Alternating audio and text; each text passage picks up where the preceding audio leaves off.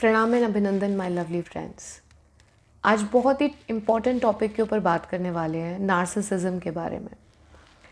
Narcissism के बारे में आप लोगों ने सुना होगा या फिर कभी आपके गूगल पे सर्च करने में मिला होगा कि वो लोग जो कि बहुत ही दूसरों को परेशान करते हैं, उन्हें दुख पहुंचाकर इन्हें मज़ा आता है और इनके आसपास रहने वाले लोगों को डिप्रेशन तक हो जाता है इनके बिहेवियर की वजह से।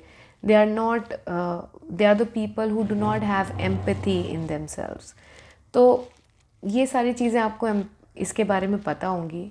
सबसे बड़ा जो कैरेक्टरिस्टिक्स होता है नार्सिसिस्टिक ट्रेट को कैरी करने वालों के अंदर इज़ कि उनकी एम्पैथी बहुत कम हो जाती है। ऐसे लोग अगर कभी गुस्सा हो रहे हैं या फिर रैशनली बिहेव कर रहे हैं तो वो काफ़ी इनह्यूमन हो सकते हैं। उनको एक काइंड ऑफ आपको उनके अंदर एक पर्सनालिटी शिफ्ट पूरा का पूरा देखने को मिल सकता है। आज पर्टिकुलरली इस सेशन के अंदर हम ये बात करेंगे कि कैसे आप आइडेंटिफाई करोगे कि आसपास में आपके जो कोई है वो क्या इस तरीके का कोई ट्रेट कैरी कर रहा है। जनरली किन कैटेगरीज में आप बांट सकते हो इस तरीके के लोगों को, क्यों ये अंडरस्टैंड करना ज़रूरी है दोस्तों। इसलिए क्योंकि हर बार नार्सिसिस्टिक ट्रेट्स कैरी करने वाला इंसान ज़रूरी नहीं है कि वो ऐसे कंस्ट्रेन में हमें मिले कि फ्रेंड हैं या बहुत दूर के रिश्तेदार हैं या फिर हमारे ऑफिस में somebody who is not directly related to us। हमेशा ये कंडीशंस नहीं होती हैं। And in majority of the times if such person is your family member, if such person is very close and dear one to you, तो बहुत ही मुश्किल है कि आप उनको अपनी लाइफ से एलिमिनेट तो नहीं कर पाओगे। Then how you will actually be able to deal with them. So the categories into which the narcissistic traits carrying people can be categorized are around 4 to 5 categories। although अगर 4 to 5 हम categories बोल रहे हैं तो इसके traits के according तो इनको हज़ारों लाखों में भी, पर ये जानना ज़रूरी है कि क्या ऐसे रिश्तों के बीच में रह करके, ऐसे लोगों के बीच में रह करके आपको जो है अलग तरीके की प्रॉब्लम्स होनी चालू हो रही हैं मेंटल लेवल पर, you are feeling disoriented in front of them, then it is very very important that you understand their behavior and understand what is happening, what is the effect they are causing on you। तो generally आप कैसा feel करोगे अगर आपके आसपास में कोई व्यक्ति है जो कि नार्सिसिस्टिक ट्रेट्स फॉलो कर रहा है। आपको ऐसा लग सकता है कि सारी जो भी चीज़ें गड़बड़ होती हैं उन सब की गलती मेरी ही है और I am the one responsible for everything that is happening wrong in my life और इन समबडी एल्सेस लाइफ। दूसरी चीज़ क्या आपको लगेगी, आपका कॉन्फिडेंस बहुत कम होने लगेगा, क्योंकि नार्सिसिस्टिक ट्रेट जो लोग कैरी करते हैं वो दूसरों को इतना ज़्यादा ब्लेम करते हैं और वो सारी चीज़ें जो कि अच्छी होती हैं वो अपने नाम पर कर लेते हैं कि this is because of me. और अगर आपके भी जीवन में कुछ अच्छा हुआ तो बोलेंगे देखो I told you so and so will happen, this was because of me, because of my guidance. तो आपको लगता है कि हाँ जो भी कुछ अच्छा हो रहा है वो इनकी वजह से हो रहा है, तो आपका खुद के एक्शंस के ऊपर से कॉन्फिडेंस लेवल थोड़ा कम होने लगता है। Third thing, you start having this feeling of self doubt. आपको अपने ऊपर डाउट होने लगता है कि मान लीजिए उन्होंने बार बार आपको किसी चीज़ के लिए बोला कि आप तो हमेशा ऐसे ही करते हो, जबकि उनके सिवा हो सकता है पूरी दुनिया में आपको कोई भी नहीं बोलता होगा कि आप तो बेकार में क्रिप करते रहते हो, आप तो बेकार में सो एंड सो चीज़ों से गुजर रहे हो, आप खुद अपने आप को प्रॉब्लम्स में डाल देते हो। ये लोग आपको ऐसी चीज़ें बार बार बोलेंगे और बहुत आपके दिल के करीब आकर आपको एम्पैथाइज करने के एक्शंस के साथ बोलते हैं, जिसकी वजह से आप इनकी बातों पे बिलीव करने लगते हो। And with time what happens is कि आपको लगने लगता है कि हाँ एक्चुअली में मेरा जो वर्थ है वो बहुत कम है और आपको इस तरीके के सेल्फ डाउट आने लग जाते हैं कि क्या मैं खुद ही अपनी लाइफ को ख़राब कर रहा हूँ और क्या हर चीज़ जो भी गड़बड़ कर रहे हैं वो मैं खुद ही कर रहा हूँ। तो ये लोग ना सामने वाले के अंदर सेल्फ डाउट की टेंडेंसी डाल देते हैं, क्योंकि ये खुद अगर झूठ भी बोल रहे होते हैं तो they put it out across with lot of confidence. Such people always try to find people who are of empathic nature around them. तो अगर आप एम्पैथिक नेचर के हैं बाय योर सेल्फ तो आपको हो सकता है, बहुत चांसेस हैं कि आपके आसपास के ओरिएंटेशन में बहुत सारे लोग ऐसे मिलेंगे जो कि नार्सिसिस्टिक ट्रेट के होंगे, और वो आपके साथ हमेशा बहुत ही खूबसूरत रिश्ता निभाने की कोशिश करेंगे, लोगों के सामने ही सही, लेकिन वो आपके साथ रिश्ता रखने की कोशिश करेंगे, क्योंकि ऐसे लोगों को हमेशा राइड करने के लिए एम्पैथिक नेचर के लोग चाहिए होते हैं। दूसरा जो आपको अपने अंदर एक बदलाव देखने को मिल सकता है जब आप इस तरीके के लोगों के अराउंड में रहते हैं, वो ये है कि आपको लगेगा कि आप खुद डिप्रेशन में फॉल कर रहे हैं, and you will be feeling कि नहीं, ये परेशान है और हम इनको दवा इलाज कराएं, क्योंकि इन लोगों की एक टेंडेंसी होती है कि वो हमेशा क्रिप करते रहते हैं, लाइक कि अरे मेरी लाइफ में कुछ नहीं है। भले ही आपके पास मान लीजिए 100 रुपये हैं, उनके पास 1000 हैं, फिर भी आप 100 रुपये में सेटिस्फाई होगे, और वो 1000 रुपये लेकर के भी आपके सामने हर वक्त रोते रहेंगे कि मेरी तो हेल्थ भी ठीक नहीं है, मेरे पास तो पैसे भी नहीं है, मेरे पास तो कोई सपोर्ट सिस्टम भी नहीं है, मुझे तो हर वक्त लोग परेशान करते रहते हैं। तो वो बहुत क्रिब करके, बहुत अपने आप को एक तरीके से ऐसा पोर्ट्रे करते हैं आपके सामने कि आपको लगेगा कि नहीं, मुझे इन्हीं को हेल्प करना चाहिए, ये तो मेरे से ज़्यादा परेशान है, और आपका खुद के अपने ऊपर से ध्यान पूरी तरीके से हट जाता है। आप अपने आप का ध्यान रखना, अपना फिजिकल मेंटल हेल्थ का ध्यान रखना सेकेंडरी करके आप उनके ऊपर सोचने लगते हो कि अरे ये तो मुझसे भी ज़्यादा परेशान है और हमें इनकी हेल्प करनी चाहिए। अब होता है कि फ़ीचर्स, इनके अंदर क्या रिमार्केबल फ़ीचर्स आपको देखने को मिलेंगे जो कि बहुत ही कॉमन है, बहुत ही प्रोडक्टेबल है। एक प्रकार के लोग होते हैं, they are very very fake, और वो बहुत ज़्यादा अपने आप को ना, उन्हें आउटलैश करना बहुत पसंद होता है। तो उनके पास अगर छोटी भी चीज़ है वो हर किसी को दिखाएंगे, वो शो करेंगे, उनको शो ऑफ बहुत पसंद है। वो दिखाएंगे कि देखो मेरे पास ये है, आपके पास नहीं है क्या, and they will try to portray themselves as they are having the ideal life, उनके पास सब कुछ बेस्ट है, और सारी दुनिया में लोग उनको जो है ऐसे सोचेंगे कि ये तो बहुत ही दयालु, बहुत ही सॉफ्ट नेचर के इंसान है। सिर्फ वो इंसान जो कि उनके बहुत करीब है, जो कि बाहर की सोसाइटी में दिखता नहीं है, सिर्फ उसे ही उनकी सच्चाई पता चलेगी। So let's say if you are very much having close relationship, कि मतलब आपके हस्बैंड हो या आपकी वाइफ हो या आपके इन लॉज में, आपके खुद के पेरेंट्स हों, आपके बच्चे हों, आपके भाई बहन हों, अगर वो इस नेचर के हैं, तो हो सकता है वो सोशली बहुत अच्छे हों, दूसरों को दिखे कि वो बहुत चैरिटी के भी काम करते हैं, वो लोगों के लिए भी बहुत अच्छा करते हैं, बहुत दयालु नेचर के हैं, लोगों की प्रॉब्लम सुन करके उसे सॉल्व करने के लिए आगे बढ़ते हैं। पर जब वो आपके पास आएंगे ना, तो वो आपको बिल्कुल भी किसी भी चीज़ के लिए रिगार्ड नहीं देंगे। दे will never say a single good word to you.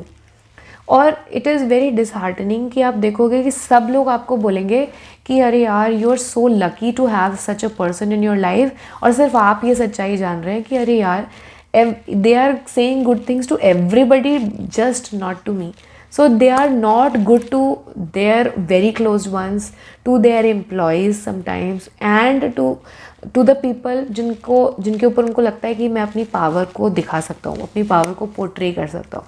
तो ऐसे लोगों के साथ में they are never good at all. दूसरी चीज़ें उनके अंदर होती हैं कि ये लोग ना बहुत ही इनसिक्योर होते हैं।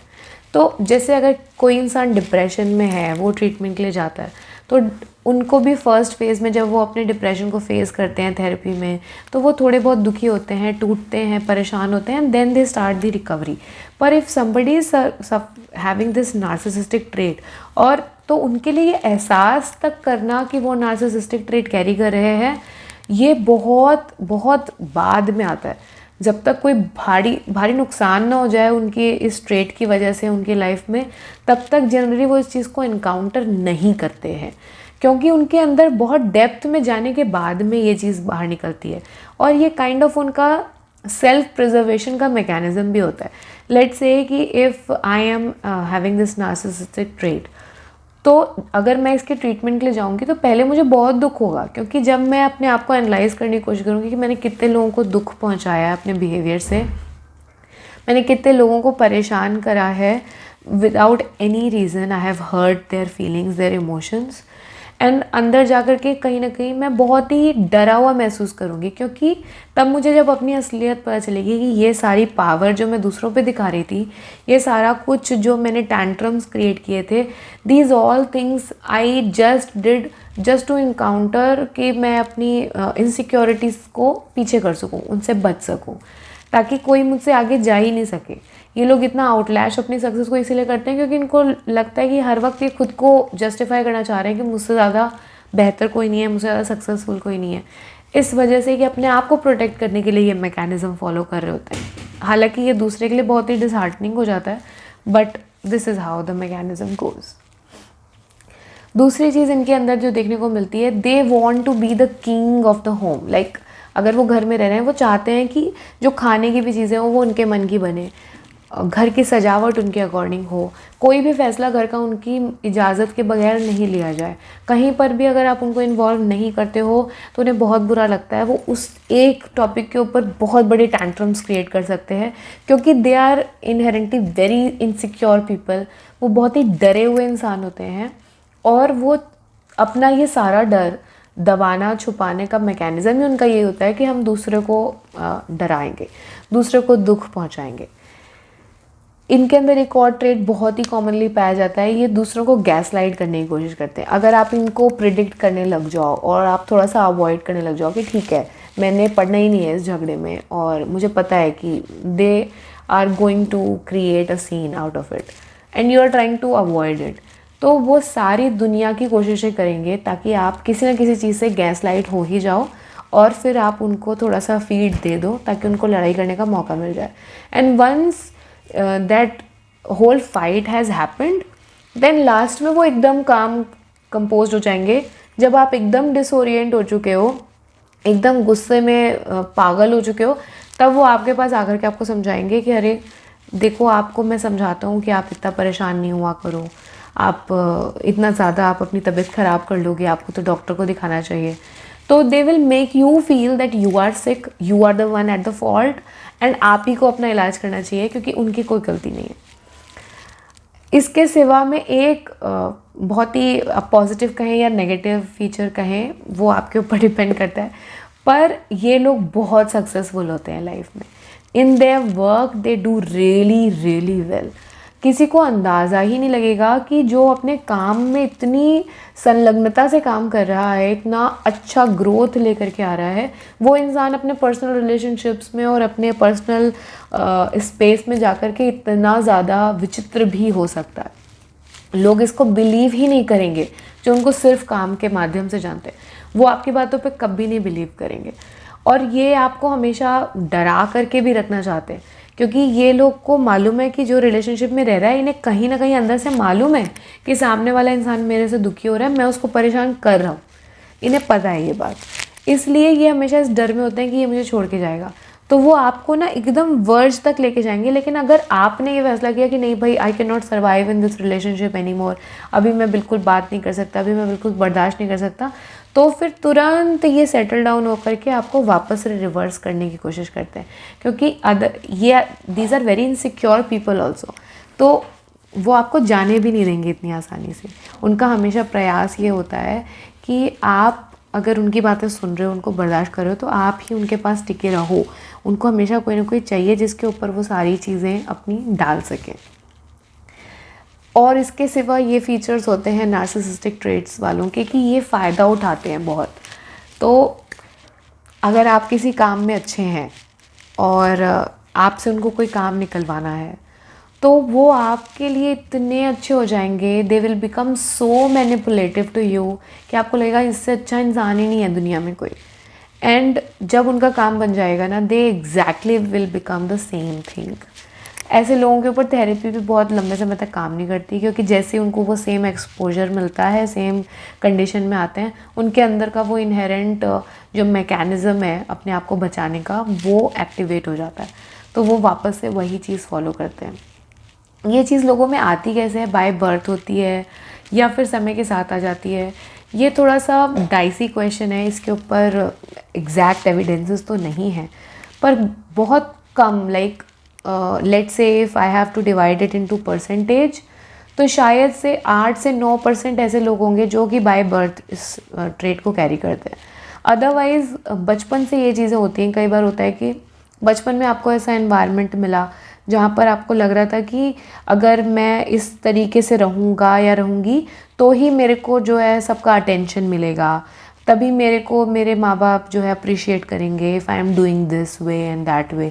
कई बार होता है कि अटेंशन सीख करने के लिए भी लोग थोड़े से टैंट्रम्स करने सीखने से शुरू कर करके वो उनके अंदर एम्पैथी वहीं से कम होना चालू हो जाती है। कि जो हम लोग कई बार खुद ही अपने बच्चों को बोलते हैं ना कि नहीं नहीं, अगर तुम जीत गए हो तो दैट मच इज़ जस्टिफाइड, कैसे भी जीतो। और हर वक्त हम उनको ये नहीं समझाते हैं कि आपको एम्पैथिक होना चाहिए, दूसरों को भी समझना चाहिए। हम उनके अंदर कंपटीशन की भावना डालते हैं।